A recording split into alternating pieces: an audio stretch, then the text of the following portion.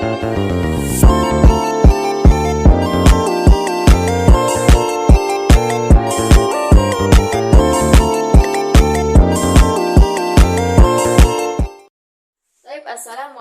warahmatullahi wabarakatuh. Perkenalkan, nama saya Nabila Aswana dengan NIM 2214020063, Prodi Pendidikan Bahasa Arab, kelas B, Fakultas Tarbiyah dan Keguruan, Universitas Islam Negeri Mambojol Padang. Video ini saya buat untuk memenuhi tugas hadis tarbawi dengan dosen pengampu Dr. Zulheldi MAG. Alhamdulillah Rabbil Alamin.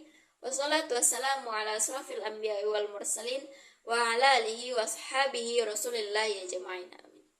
Pertama dan utama sekali, marilah kita panjatkan puji dan syukur atas kehadiran Allah Subhanahu wa taala yang telah memberikan rahmat dan karunia-Nya kepada kita semua, dan tak lupa pula salawat beriringkan salam kita kirimkan kepada Nabi besar Muhammad sallallahu alaihi wasallam dengan melafazkan Allahumma shalli ala sayyidina Muhammad wa ala ali sayyidina Muhammad.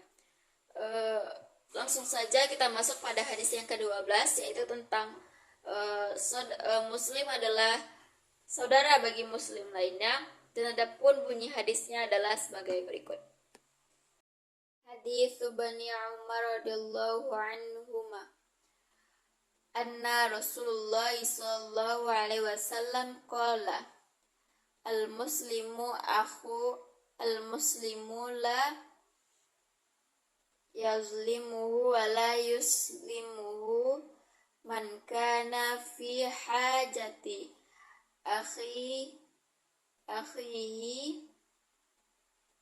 kana Allahu fi hajatihi wa man farraja an muslimin kurbatan farrajallahu anhu biha kurbatu min kurbatin min kurbi yaumil qiyamah wa man satara musliman satarallahu yaumal qiyamah. Rawahul Bukhari wa Muslim wa Tirmidzi wa Abu Dawud wa Ahmad. Dan adapun arti hadis dari yang ke-12 ini adalah sebagai berikut. Hadis dari Abdullah ibnu Umar radhiyallahu anha bahwasanya Rasulullah sallallahu alaihi wasallam bersabda, seorang muslim adalah saudara bagi muslim lainnya. Dia telah menzoliminya dan tidak membiarkannya disakiti. Barang siapa yang membantu kebutuhannya saudaranya, maka Allah akan membantu kebutuhannya. Barang siapa yang menghilangkan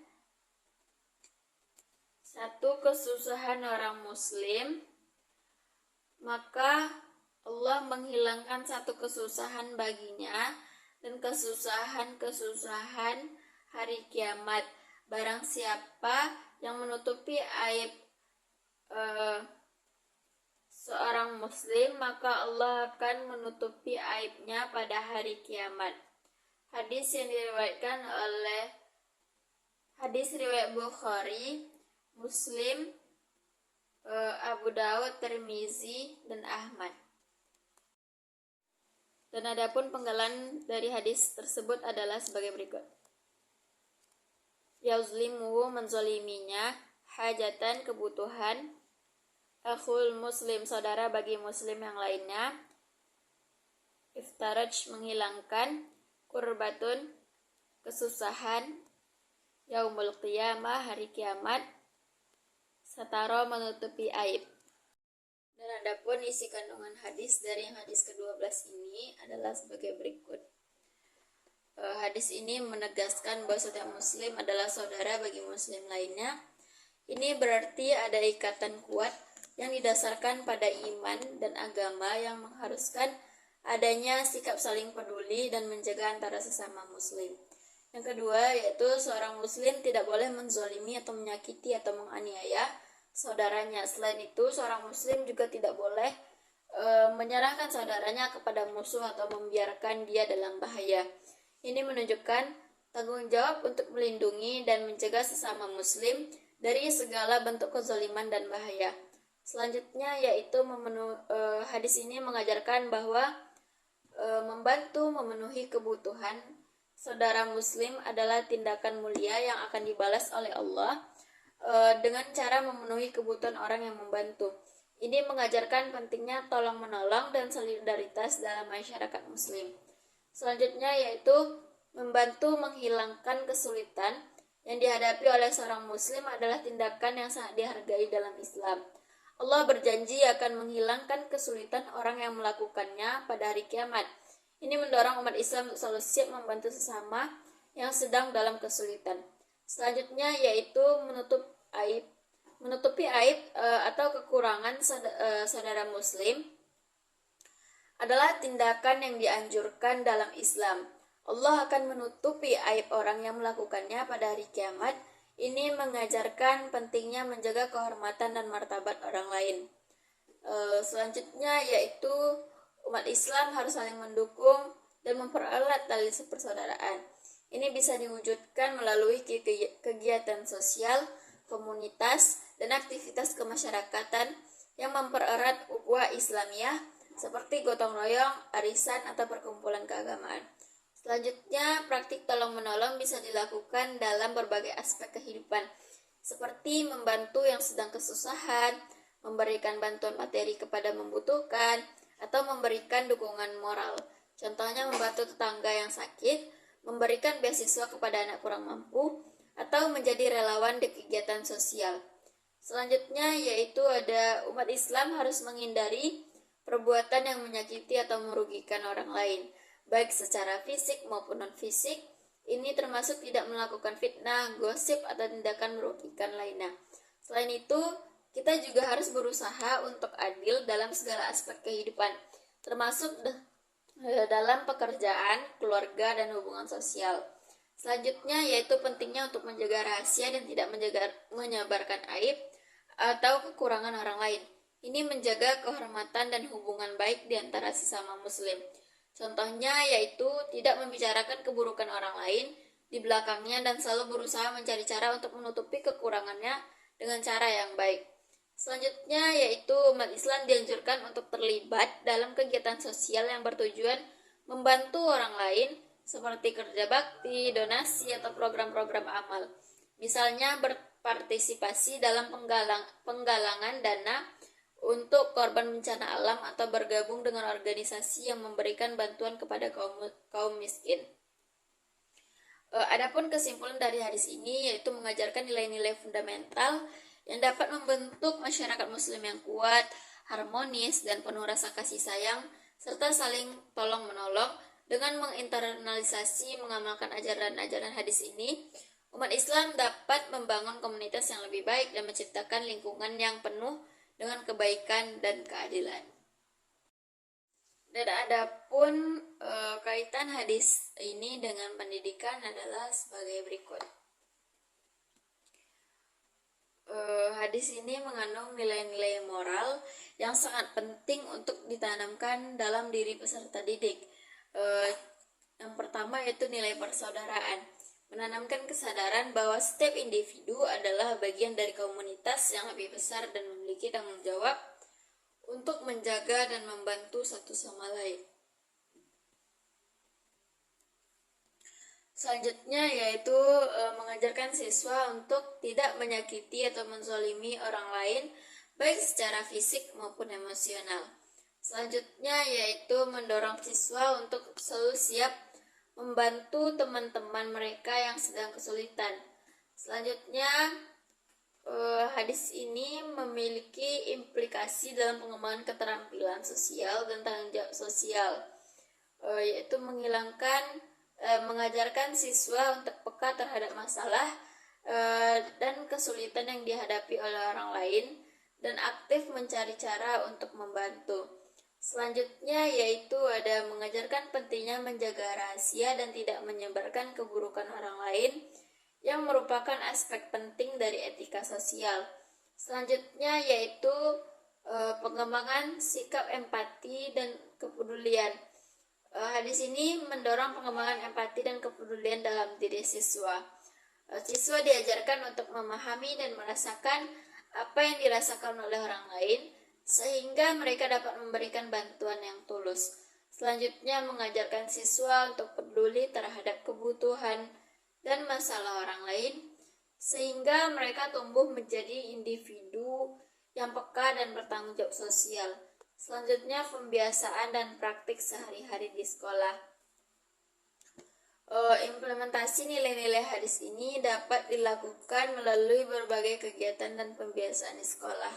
Siswa yang lebih tua atau lebih berpengalaman bisa menjadi mentor bagi siswa yang lebih muda, membantu mereka dalam belajar dan beradaptasi dengan lingkungan sekolah. Selanjutnya mengadakan kegiatan sosial seperti penggalangan dana, kerja bakti, dan program amal yang melibatkan seluruh siswa untuk membantu mereka yang membutuhkan. Selanjutnya melakukan simulasi dan permainan peran di mana siswa dapat mempraktikkan cara-cara membantu teman yang sedang dalam kesulitan atau menjaga rahasia temannya. Selanjutnya yaitu mengadakan penyuluhan atau seminar bagi orang tua tentang pentingnya nilai persaudaraan dan kepedulian sosial. Selanjutnya yaitu mengajak siswa untuk terlibat dalam kegiatan komunitas yang bertujuan untuk membantu orang lain, seperti membersihkan lingkungan, mengunjungi panti asuhan, atau membantu korban bencana. Selanjutnya, memberikan penghargaan kepada siswa yang menunjukkan sikap membantu, peduli, dan menjaga rahasia temannya. Selanjutnya, memberikan sanksi edukatif kepada siswa yang melanggar nilai-nilai dengan tujuan untuk memperbaiki dan mendidik. Dan adapun cara pengimplementasian dari hadis ini adalah sebagai berikut. Yang pertama, masukkan pembahasan tentang hadis ini dalam mata pelajaran pendidikan agama Islam. Diskusikan nilai-nilai persaudaraan, tanggung jawab, dan solidaritas yang terkandung di dalamnya. Selanjutnya yaitu gunakan studi kasus untuk membahas bagaimana nilai-nilai ini dapat diterapkan dalam kehidupan sehari-hari. Selanjutnya yaitu integrasikan nilai-nilai persaudaraan dan tolong-menolong ke dalam pendidikan karakter dan Pancasila. Ajak siswa untuk merancang dan melaksanakan proyek sosial yang membantu komunitas sekitar, seperti penggalangan dana untuk korban bencana. Selanjutnya yaitu budayakan kebiasaan memberikan dan menjawab salam di sekolah, mengajarkan siswa untuk saling menghormati. Selanjutnya yaitu